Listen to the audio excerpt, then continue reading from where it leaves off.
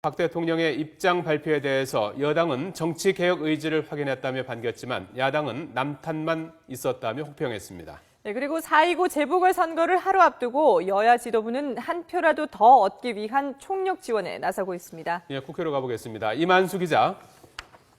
네, 국회입니다. 네. 자, 대통령이 오늘 홍보 수석을 통해서 입장을 밝혔는데요. 여야의 그 반응 엇갈렸죠? 네, 그렇습니다. 먼저 새누리당은 박근혜 대통령의 메시지와 관련해 정치개혁에 대한 확고한 의지를 읽을 수 있었다고 호평했습니다.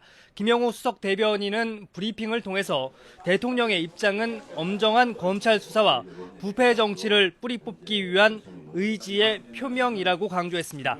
성완종 전 회장의 특사에 대해서 직접 문제를 제기한 것도 법치주의 확립을 위한 강한 의지로 읽힌다고 설명했습니다. 그러면서 새누리당도 새로운 정치 문화와 법치주의 확립을 위해서 모든 노력을 아끼지 않을 것이라고 약속했습니다.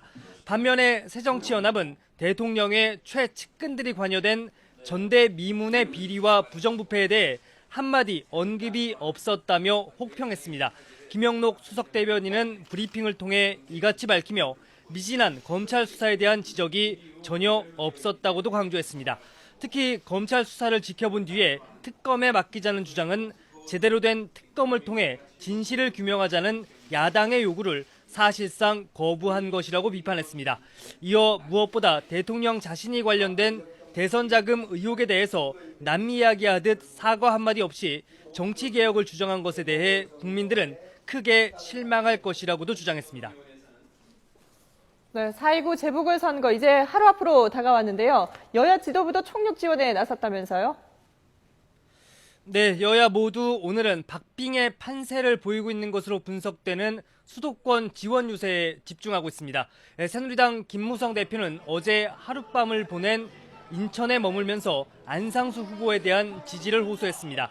오후에는 서울 관악을과 경기도 성남 중원을 방문해 힘있는 여당 후보에 대한 지지를 호소할 계획입니다.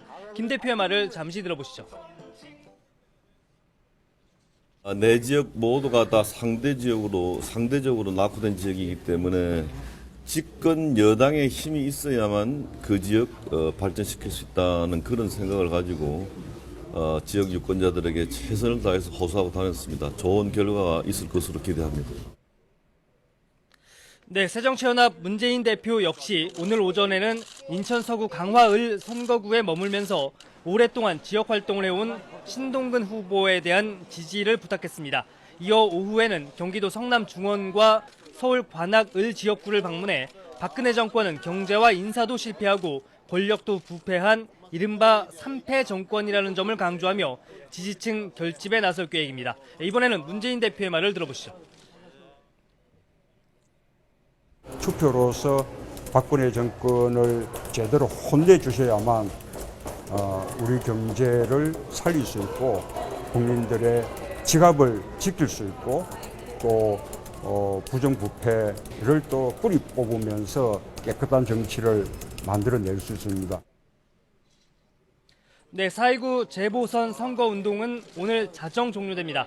비록 내석에 불과하기는 하지만 향후 전국에 미칠 파장이 크다는 점에서 여야 모두 마지막까지 총력을 다하고 있습니다.